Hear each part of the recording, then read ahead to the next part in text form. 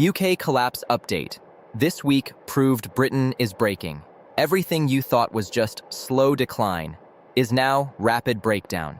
This week, Britain didn't just wobble, it cracked. And if you think this is alarmism, stay with me. Because what I'm about to show you isn't opinion. It's pattern recognition, it's data, it's behavior, it's history repeating itself. Watch until the end, because this update changes the collapse story forever. By the end of this video, you'll understand why 2026 is shaping up to be one of the most dangerous years the UK has faced in modern times, economically, socially, and psychologically. This isn't about panic. This is about seeing the storm before the rain hits your roof. Section 1. Pound plunge and market panic.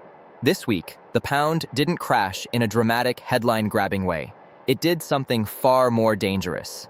It slid, a slow bleed, the kind of movement most people ignore.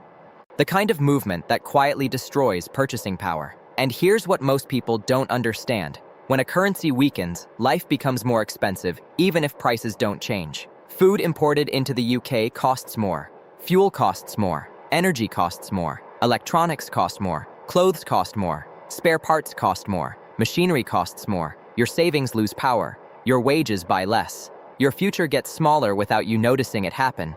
The pound is not just a symbol. It is the heartbeat of the British economy. And this week, that heartbeat weakened.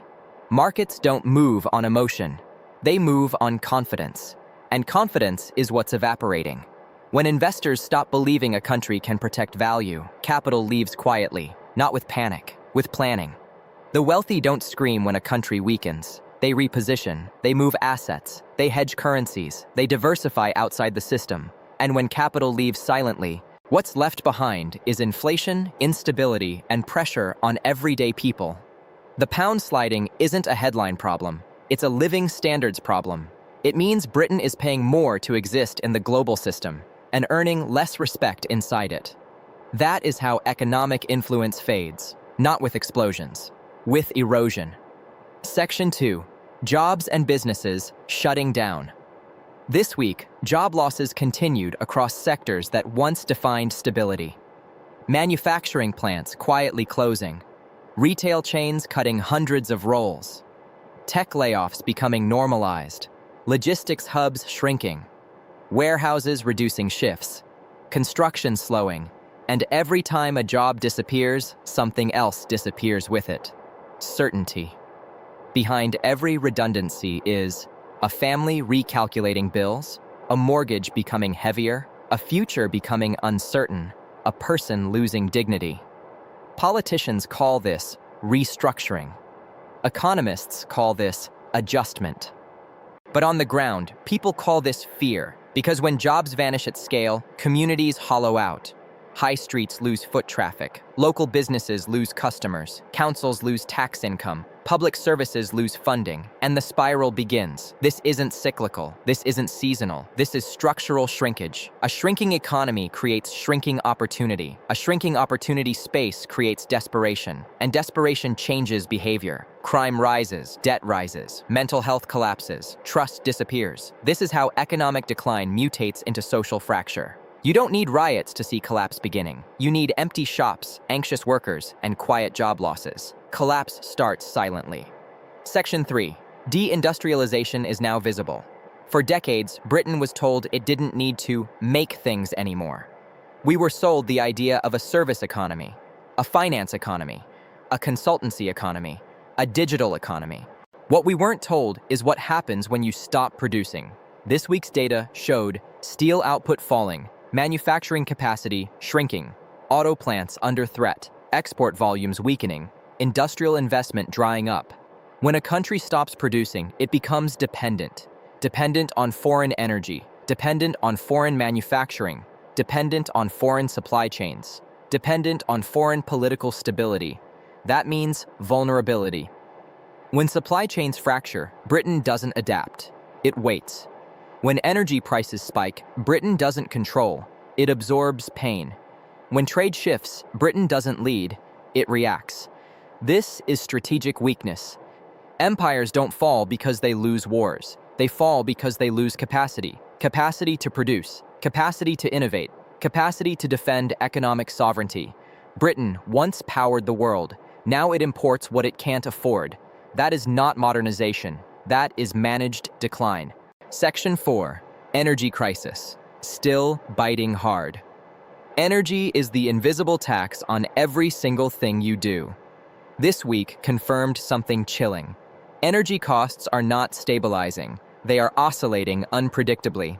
Households are trapped in cycles of uncertainty.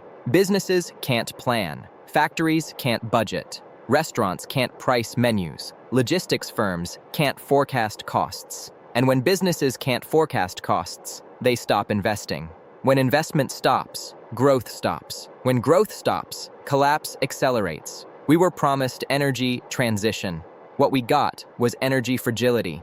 This week showed us that subsidies are temporary, caps are temporary, relief schemes are temporary, instability is permanent. A nation that cannot guarantee affordable energy cannot guarantee economic stability. And when the lights go out for affordability reasons, the social contract goes dark too. Section 5. Public services on the edge. This used to be called an NHS crisis. Now it's everything. Ambulance response delays, hospitals beyond capacity, GP waiting times exploding, councils declaring insolvency, policing stretched thin, social care collapsing. Public services are the shock absorbers of society. When they fail, people feel exposed. This week showed that these systems are not under pressure.